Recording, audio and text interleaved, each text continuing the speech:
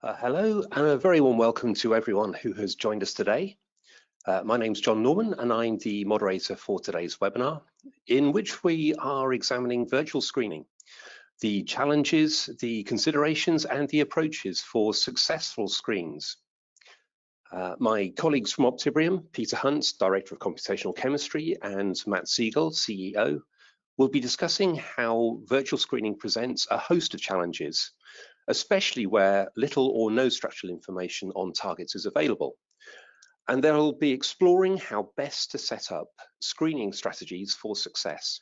So let's get things underway, and I'll pass the baton over to our presenters, who once again are Matt Siegel and Peter Hunt. Matt, I'll now hand things over to you. Thank you very much, John.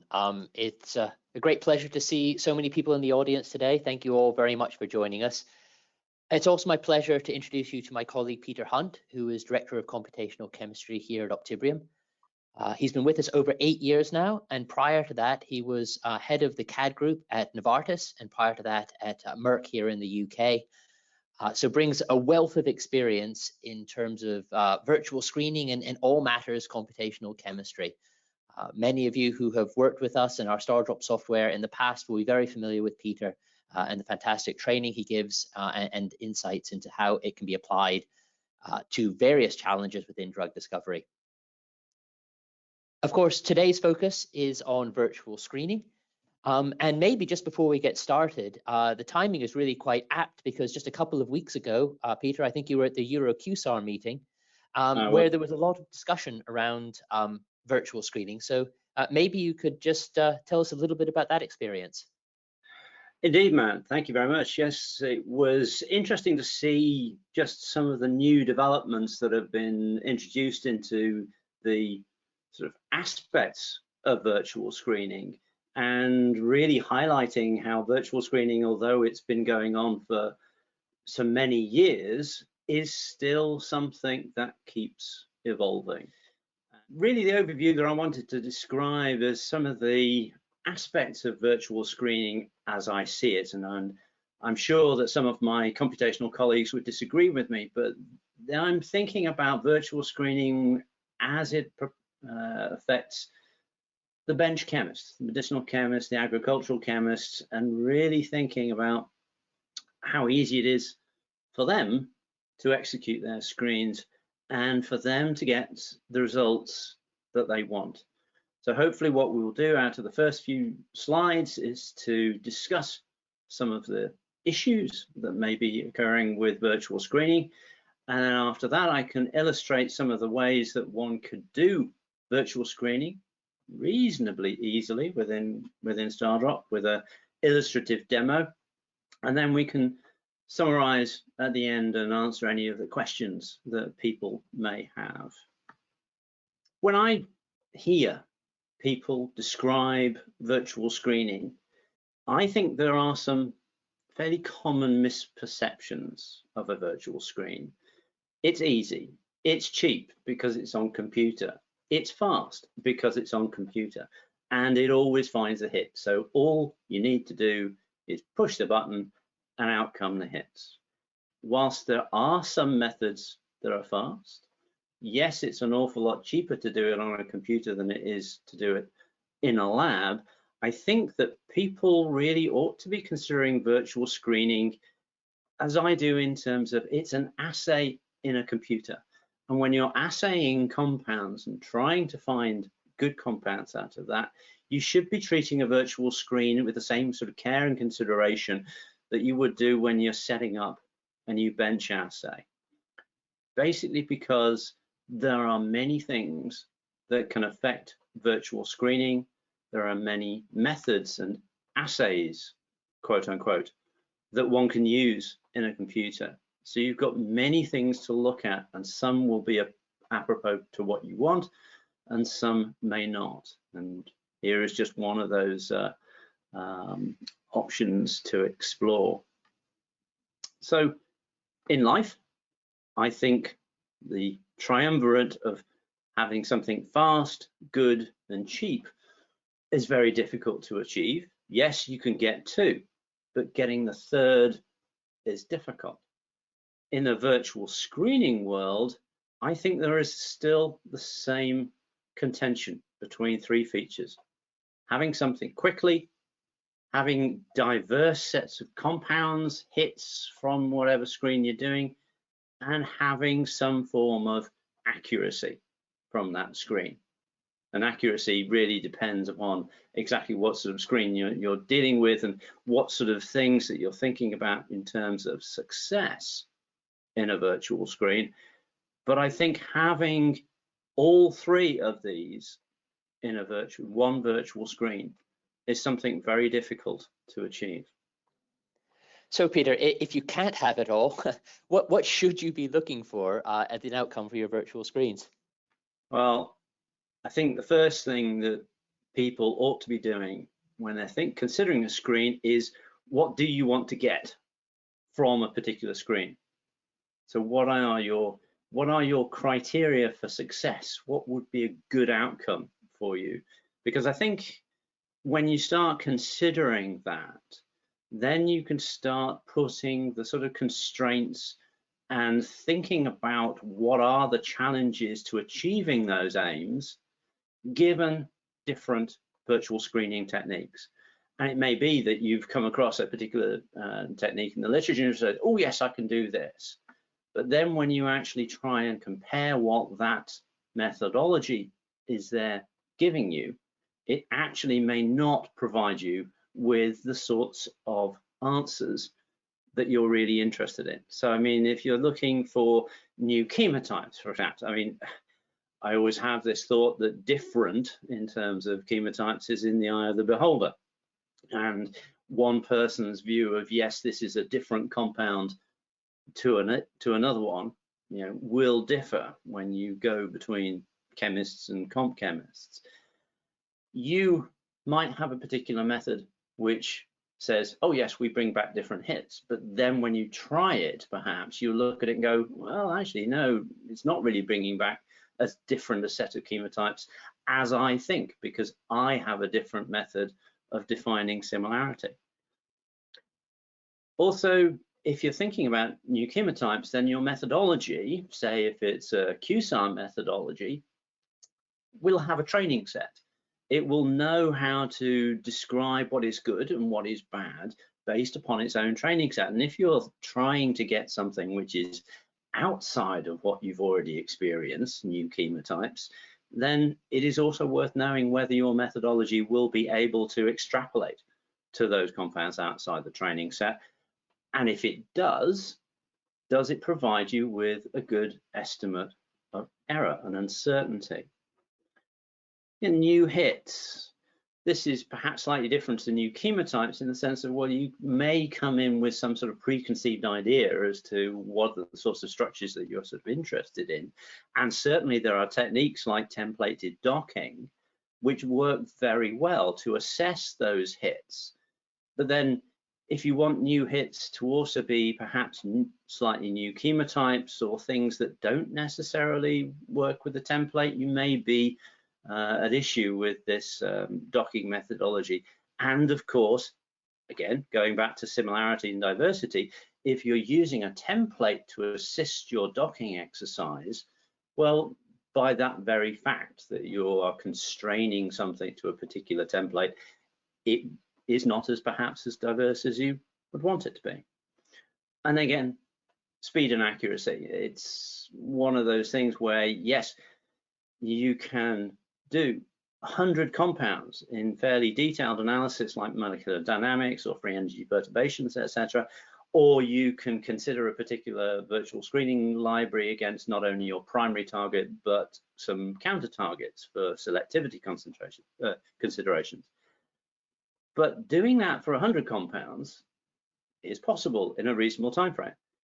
But doing that for 100,000 compounds is not going to be in a reasonable time frame. So if you want to do 100,000 compounds, because 100,000 compounds is going to get you the new chemotypes, well, perhaps you'd be thinking about different methodologies. If you're thinking about a data set and a virtual screening set, and you want to have diverse hits, well, it's worthwhile knowing that you're thoughts of similarity and diversity are actually echoed in the screening data set that you're dealing with. I've listed here charges. It's also important that if you're dealing with screening methodologies that include charge in some descriptions, some field-based methods, etc., comparing your data set with particular reference molecules, is that data set actually charged in the same way? If it isn't, then of course you can come in with a reference, do a wonderful search, and it's not going to find anything because your data set's characteristics are not matching what you have in your methodology. The size of a data set, again, we're thinking about from 100, that's not too much of a problem. 100,000, well, depending on your methodology, you may have quite a size to store that data set and time to go through and search it. Does it have suitable ADMET properties, etc.? So again, going back to this thought of diversity, think about what your definition of diverse is, and is that diversity the same sort of measure as you're using in your screen, or is your screen using one form of similarity and you're using a different form of similarity to emphasize diversity? These two things could not necessarily combine very well. If you want to have a longer data set, you'll have longer screening times generally, and you may compromise on accuracy. Or if you want accuracy, you may have to really accept that this is not going to be a fast process.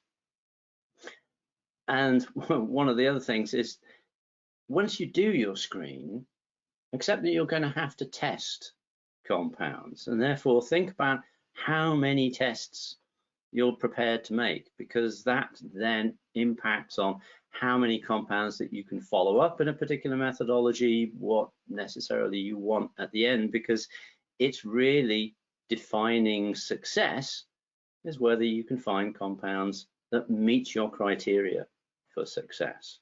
And so this is where I put this as a sort of major bullet points, that actually thinking about what happens after your screen is something that you need to think about before your screen. And when you think about those, really, are you thinking about not only diversity, but it has to be diverse and it has to be bioavailable, or diverse and it has to have good PKs.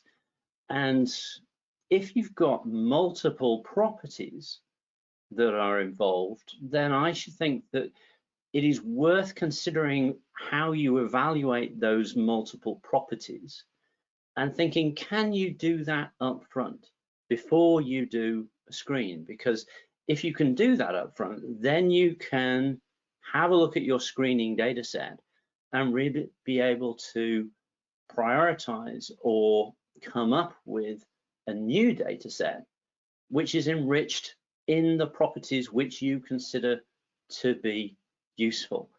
It's no good doing a screen, coming up with hits that score well in your screen, and then you suddenly go, oh, but I don't like those because they have this group or they have that sort of property. That just wastes time in terms of evaluating a screen. So I know this is the sort of thing in terms of our multi-objective view of the world, Matt, that you have a bit of a strong opinion on. Absolutely, Peter. As many of you in the audience will know, we're strong proponents of the idea of multi-parameter optimization. Really, it is about defining what you're looking for in terms of the properties of compounds that are suitable for your particular project, and make sure that you're finding those high quality hits as early as possible. So our probabilistic scoring method enables you to define, what are the properties that you're interested in, what are the criteria that you're looking to achieve, and also what are the trade-offs you're willing to make. Some things are more important than others. You want to find something active or there's no point going forward, but you might be willing to compromise or trade off other properties to do better in those critical properties. So defining upfront what you're looking for, bringing together all of those different properties, to evaluate them against those criteria and search for that balance that's appropriate for your project. One of the things that we also are big proponents of is accounting for the uncertainties in your predictions. If you're combining predictions from many different properties, each of which have uncertainty, how confident can you be in your ability to distinguish between compounds? And so doing this up front and saying, what are we looking for in addition to a good docking score or a good similarity measure or whatever your metric for your virtual screen may be, is really important, because then you can rank your compounds by their likelihood of success, the probability of achieving all of those outcomes simultaneously, and make sure you're pursuing the highest quality hits for your project. And another area for discussion is, should you be doing this sort of prioritization of compounds before doing a virtual screen? If your virtual screening method is computationally very expensive, maybe actually pre-filtering the library down to the highest priority compounds in terms of their ADME and physicochemical properties could save you a lot of computational time and effort. On the flip side, if finding that first active starting point is the most important thing of all, then maybe you want to include that directly and give that the most important, and accept that you're going to have to do the virtual screening on a much larger number of compounds. It really depends on that trade-off that Peter was talking about. Now, of course, when doing virtual screening, all of these predictions of all these different properties must come from a model, a QSAR model of some sort. And Peter mentioned considering whether the model that you're working with or the models that you're working with are applicable in the chemistry that you're screening. So maybe, Peter, you can talk us a little bit about that difference between local and global models and the domain of applicability. Indeed, this is one of my favorite slides, in fact, because it illustrates really nicely what we're thinking about in terms of local and global models. Now, we have a particular demo set which is looking at 5-HT1A activity, and it has 6 different chemotypes within it. But we generated a model only based on the aralpaperazine, one of these series, because then that was a model that we could use to predict the 5-HT1A activity for novel compounds when we're working on new designs, etc. But the thought process could be, oh, I've got a model for 5-HT1A activity. I can use that as a virtual screen. I can get all my molecules from some vendor library or database or whatever, and I can put them through this model, and then I can select all of the compounds that score well. Well, even in that data set, if we took that local model, which produces a decent enough correlation on the aralpaperazines, and we predict the activity of all the different chemotypes, you can see how badly that model performs, how it does not extrapolate to these other chemotypes. And therefore, the thought process of using that particular model to get different chemotypes out of a virtual screen is really flawed. It's an excellent model if I want to prioritize new ideas from the aralpaperazines. And if you're thinking about a virtual library around this particular chemotype, you'd be able to use it and use it with confidence. However, with the expectation to use this model to get a diverse set of compounds, no, that's not going to work. We've been thinking, certainly in terms of QSARs and some other virtual screening methods, about active molecules. These tend to be the reference molecules, the sorts of things you're using as probes to search a database to be able to find other actives. So the question that has come up in the past, like, well, are inactives useful? And I think it's worth considering, because there are certainly more reasons for inactivity at a particular target than activity. And therefore, to be able to define that chemical space, those chemotypes or properties of molecules that are inactive, I think is very useful to bring into any methodology that you're doing virtual screens, because then you can start discriminating what's active and what's likely to be inactive. And certainly the validation of any screening method that you may have is really useful to be able to sort of say, okay, fine, this method will be able to identify actives, but I also know that my method will be able to tell me what's going to be inactive. Certainly, if you're thinking about pharmacophores, pharmacophores as a screening methodology are looking for, these are the interaction points from a particular known active molecule. And unless you include excluded volumes in some shape or form in a pharmacophore, you're likely to get compounds that will match the pharmacophore really well, but they extend outside of the region of your active molecule. And therefore, you would normally associate those with being active. It matches my pharmacophore, but actually that extension out of that volume suddenly hits the protein and it is an inactive molecule. So being able to incorporate some form of definition of inactivity is, I think, very useful indeed. And certainly what we were thinking about ligand-based work where you have no real idea as to what the nature of the binding site is going to be. You know an active molecule or a set of active molecules. Then again, our eSIM 3D ligand-based technique is somewhere that you can take those set of active molecules, define a hypothesis which gives you not just a single view from a single ligand, but a combined view from those combination of ligands, which is a more sort of nuanced views of essentially a pharmacophoric similarity. There is a but here. And as we know, and as I say in the first point, there are many reasons for inactivity. And therefore, if you're looking at a particular set of compounds and you're thinking, okay, this particular set of compounds, how many are inactive versus how many are active, it's going to be pretty biased in most cases. So if you're thinking about prediction accuracy and you've got actives and inactive and 10% of that data set is active and 90% is inactive, then any model that just predicts everything as inactive will be right 90% of the time. You're going to have 90% accuracy in that particular model. It's going to be useless, but if you're dealing with very biased sets, and which you can have if you have inactives, then it is worthwhile looking at the statistics that you've got and seeing how sensitive your methodology is to that bias in the training data.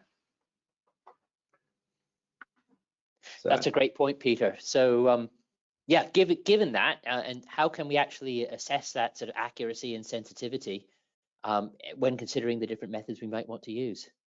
This is the one that I tend to use, and it's also the one that I put the reference down here that my former colleagues, Jean-Francois and Chris Bailey at Merck Frost, published on, looking at rock curves and the area under a rock curve. And so really these axes, these are the sort of receiver curves, and essentially on the X you're looking at the false positives, as it were, and the Y, the true positives. And what you want to see in this particular thing is a curve that goes straight up and then straight across, because what that means is that you have separated out your actives or your desirable compounds, and they are the ones that you find first. So all of the true positives come first, followed by all the rest, and you have no false positives in that.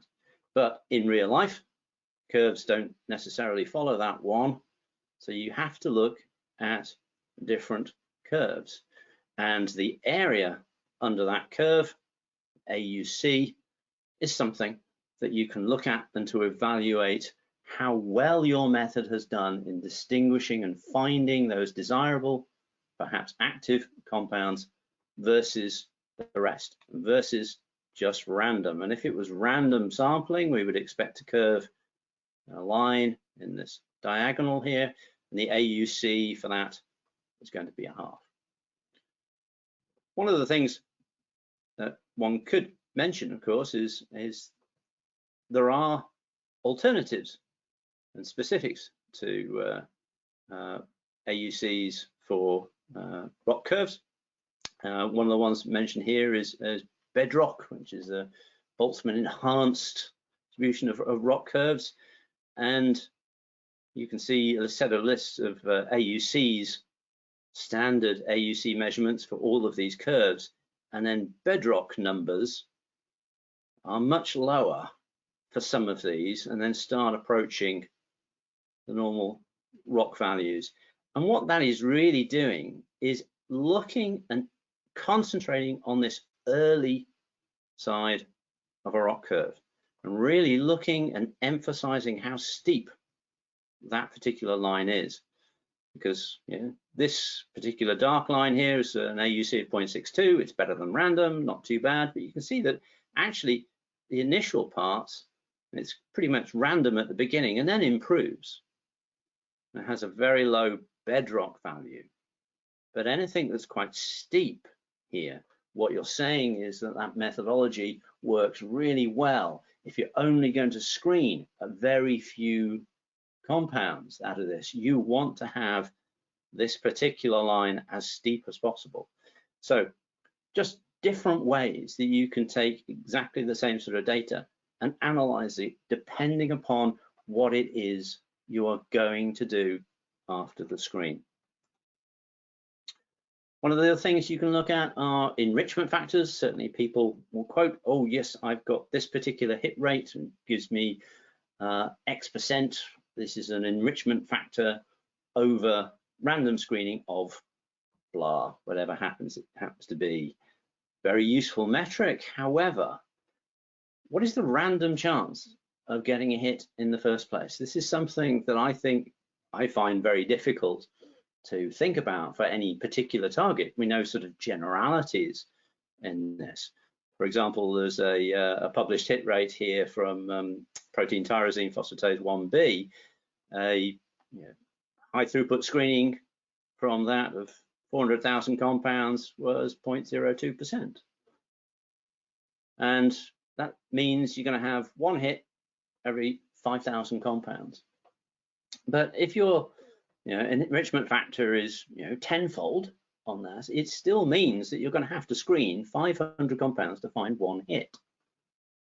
Normally, enrichment factors are much greater than this, I have to admit. But again, something that we saw at EuroQSAR is that you can see good enrichment factors, but it's not an enrichment factor for a particular method.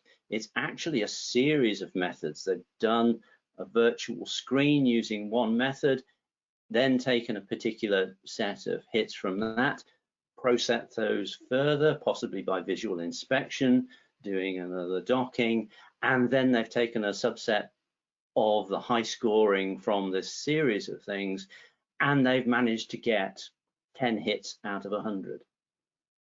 And so 10% sounds really good compared to 0.02, but that enrichment factor is because they've done multiple steps. And to get that sort of enrichment factor, you do have to look at the methodology and see what sort of steps they do, and see whether those steps are applicable to your example as well. Thanks, Peter. That's some great background. So maybe now we can actually give us a practical example and see how this works in practice. Indeed. So the example I've chosen is the part 1 example that we used for the eSIM 3D launch that we had a little while ago. Essentially, this particular data set has got 5 reference ligands, as shown here. We also have 2 other sets, 150 compound validation set and a 3,500 screening set. Now, this is very small in terms of what could be possible in virtual screening, but it's here to illustrate. We illustrated at the time that the ligand-based similarities were able to distinguish actives from inactives, so that's a 3D ligand-based methodology, but I think it's useful that we can look at this in terms of 2D similarity, the 3D ligand-based as we did before, but also to look at it in terms of docking. And something that I mentioned before is a consensus versus individual ranking. So with virtual screening, sometimes it's not just a case of being able to do one screen against one thing. It is usually much better to do multiple screens and get consensus opinion as to what is a hit and what is not. So I'll just come out of the slides and I shall go into Stardrop. And so what we have here, these are the 5 ligands we had before. We have a small data set. This is the 150 compound data set. And we also have the full 3,500 data set here with some normal, regular phys-chem properties very calculated. And just to show you the selection of that small data set in relation to the large data set, I've got a 3D chemical space rotating here. The dark blobs are the 150 compounds out of this set, and I've used transparency for actually representing the 3,500 data set. And so you can see the combination. This 150 compound is a reasonable representation of the diversity within that set. Now, I have these compounds labeled as actives and decoys. And if I just bring up one of the dashboards here, just to convince you again, these separation of actives and decoys was really to show that the methodologies work better than just looking at those phys-chem properties. So just looking at the distributions of the actives and the decoys, specific decoys, in a lot of these properties, you can see that they are overlapping. And so just doing simple phys-chem type separations weren't going to work because there was no separation based on those properties. So if we go into the 3D tab first of all, and I click on this particular compound. Now these compounds could be known active ligands for part 1. In fact, they are known active ligands for part 1. Coincidentally, they have all been crystallized, so they do actually have 3D bound conformations, but it doesn't have to be. These could just be active molecules that you know are active, but you don't know where and how they bind. So with this particular data set, I could select a particular molecule, or I can actually select all the molecules. I'm just going to select one for demo purposes and say, how does this molecule compare to RD6? I can calculate the similarity by defining the reference. And from this, I can just simply to RD6, this is the PDB code, getting the bound conformation for this molecule. When it looks in the PDB, it is looking at potential charge. Again, this is something to consider. I mentioned before about your screening set being comparable to your reference. And so we do check on those. And if I just hit finish in this particular point, it's going to very quickly run through very brief 3 conformations for this molecule, and we can get the alignment similarity. So here it is, how one compound compares to the other. And if you wanted to show and think about the similarities between these molecules, yeah, fairly obvious for the hydrogen bonding there, but also be able to see where these things differ. And so if it scores well, what might you do to actually improve this molecule? So some nice features with respect to generating an alignment similarity. And one could do that for every compound within this set. What I'm going to do is just delete that because I've already done that alignment. And here are all of the scores for those compounds. So this is aligning against one reference. One can also go back, just select all of those compounds. And you can see this is the sort of approximate collection of bound confrontations. But selecting those and generate a binding hypothesis, easy enough to just hit finish on there. It will take a little time to compute, and therefore that's why we have one already computed.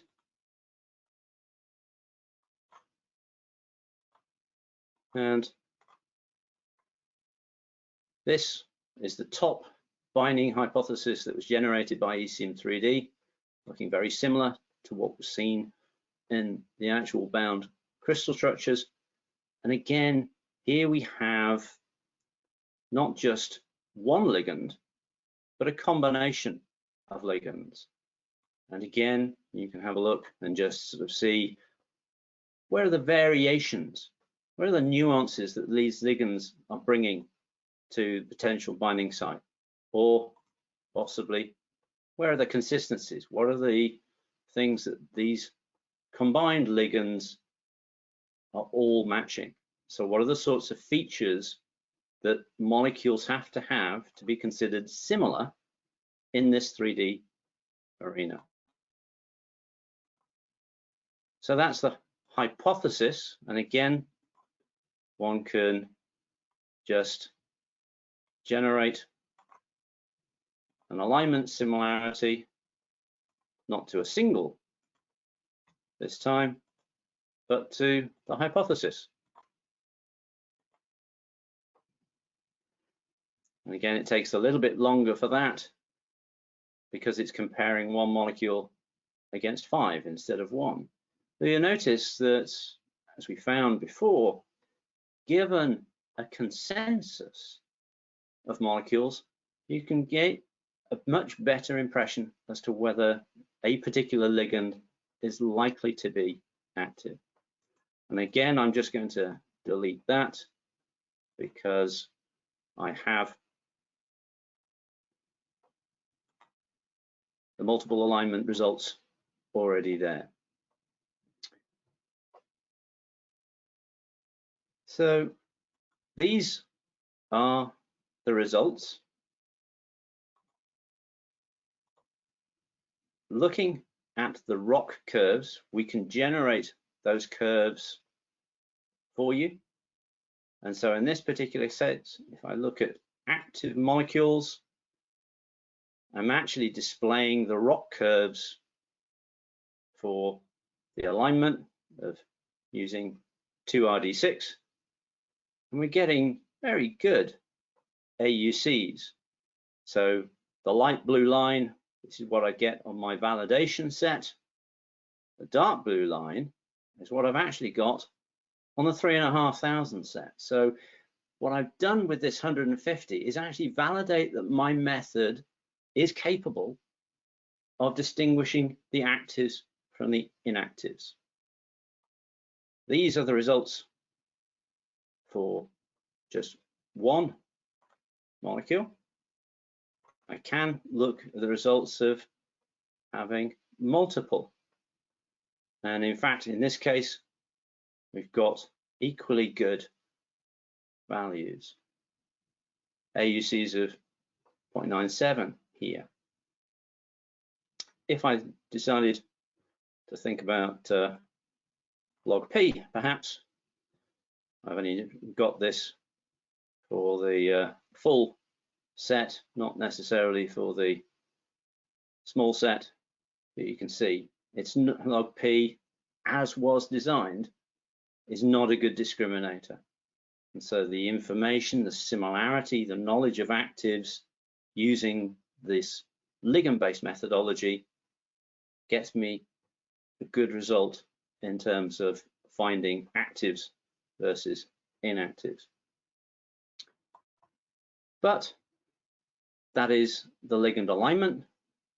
It is perfectly possible using the CSAR methodology to be able to take and load in a protein. And in this particular case, again, it's 2RD6. You can just focus in on that ligand and show what sort of interactions that ligand has. It makes it a little bit easier. I can show the protein surface on here, so you can actually see the binding pockets. Let's make that in transparent. I'm going to color this by log P. So you can see that we've got some sort of regions for expansion out of here and for variation, but for the rest, it's quite tight in that binding site. Again, you can select a particular molecule or series of molecules, and in this particular case, I would be clicking and generating either dot poses or even binding affinity or both. So that's using FlexX for the dot posing, hide as a scoring function for evaluating a pose. As in Blue Peter, this is one I created earlier. And you can see how this particular row, how each of the molecules, the poses, interacts. And we have the FlexX score and the hide score associated with those poses. Again, I'm not going to run that because I have all of that information already here. I'm going to just show all of these extra columns. Actually, I'll take those FlexX and hide off. So not only can we do this for one molecule or for one data set, we can do it against all of the reference molecules. And it is perfectly possible then to be able to have a consensus. Now, with the ligand-based, that was align multi. We've used a hypothesis, and that is the consensus against which we score. But within Stardrop, I have a series of scores here, and it is perfectly possible to think about what would be the best score that I get against each of those ligands. That's something that one can create using the function editor. If I just edit this column, and you can see the function that's associated with it is taking the maximum value out of all of my particular runs. And if I look at that against my sample set,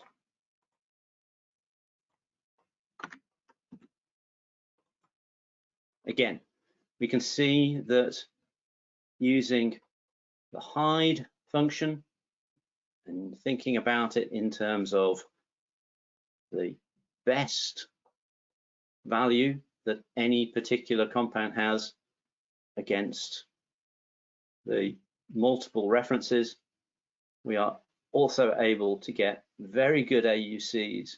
And you can see certainly at the beginning here a very, very good acceleration of finding actives using that consensus approach. But one other thing that I did mention was the thought about using 2D methodologies. So that's also possible.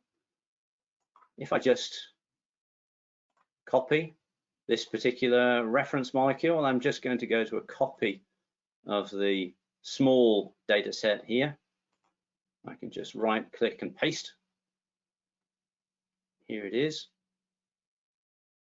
And I'm just going to undisplay some of those columns to make it a little clearer. I've just brought in my reference, and a simple right click on that row, sort by structural similarity, descending, and it's done. So what we can now see is there is a 2D similarity estimate, and I've ordered my rows based upon that. Nice little way of looking at this ordering. Something that we can look at for other uses is to insert a column. Now that column, if I edit it, it's just automatically comes in as text. But we have a feature within text columns where you can create an incrementation. This is a way that I can think about looking at perhaps identifying, creating identifiers. So put a prefix in here and then increment start and increment of 1. It's a way of being able to provide me with identifiers automatically. But another use of this increment is to actually be able to say I've got 151 rows here. And if I increment them with a -1, I get the reverse row order. I can take that and just say, this is my 2D similarity. Just make it a number. And there we have it.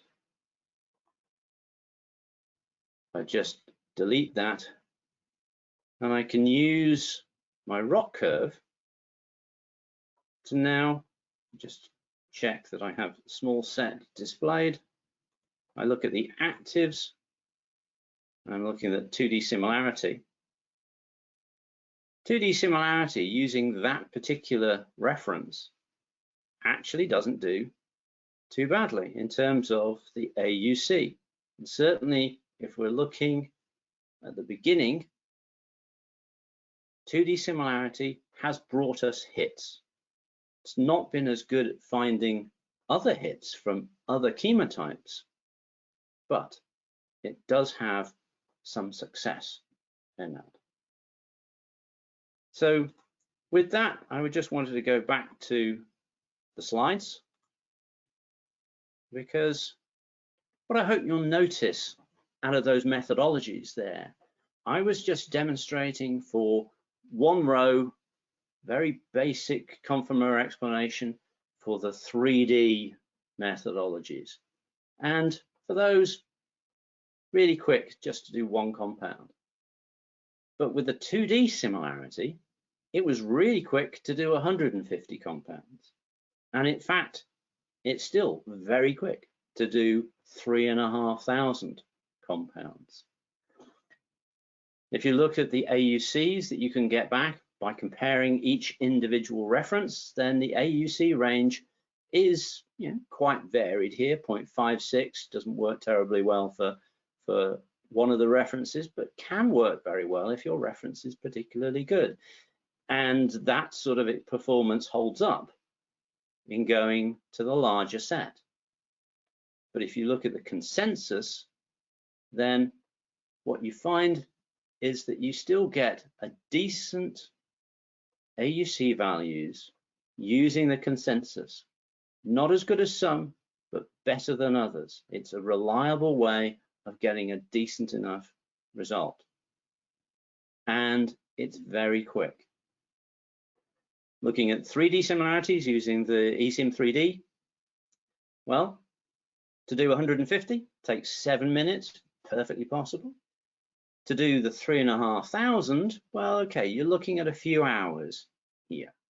But I will mention that that few hours is really down to the conformer generation step, because we're taking a 2D molecule, generating conformations, and if you have already generated those conformations, to search them again takes a very little time.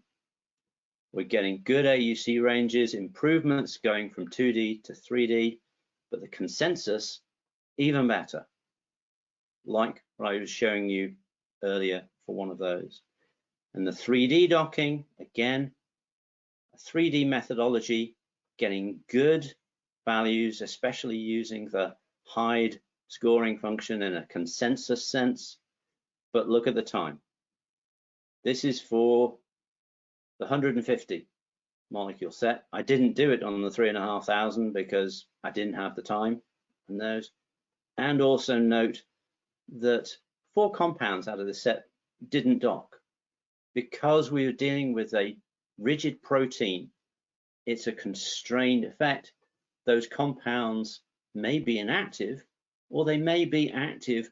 They just require a little bit more room that those proteins, those fixed proteins for those references, may not have.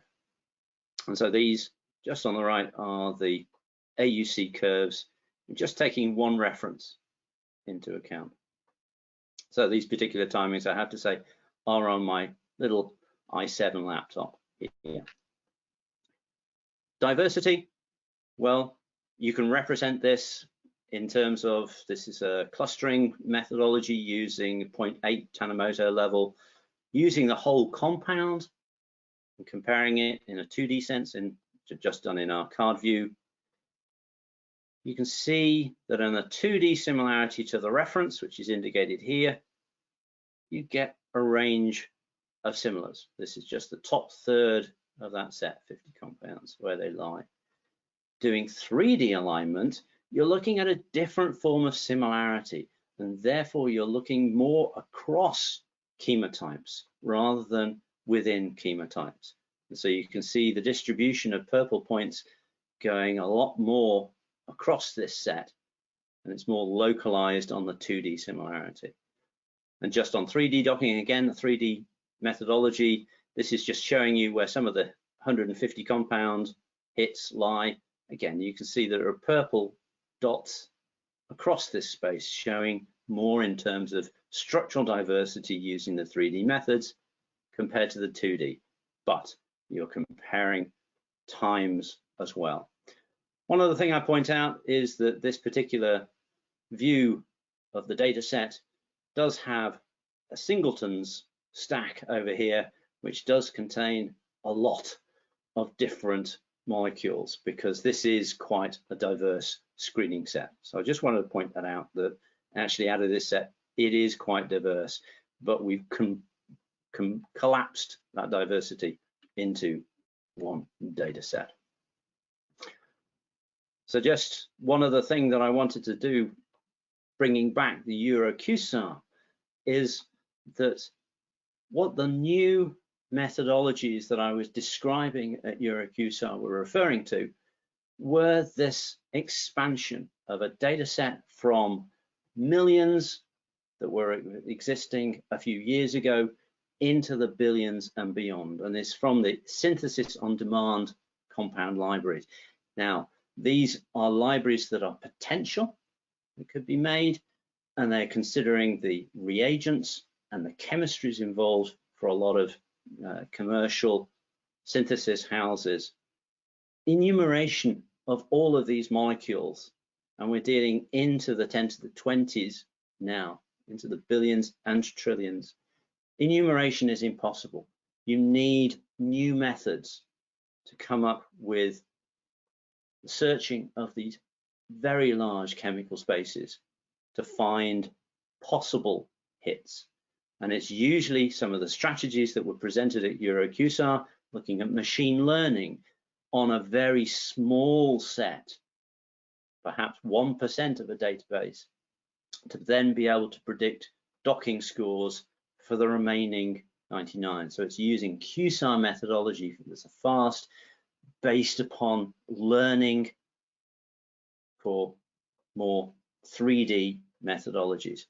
Or you can work directly in this fragment space, and some of the publications by Matthias Rehri, looking at spaceflight, or some recommend this general reference with himself and Wendy Waugh, just looking at the methodologies that are there to evaluate these very, very large spaces, which you have to do in approximate form to get you some hits, not everything, and this changes your expectations.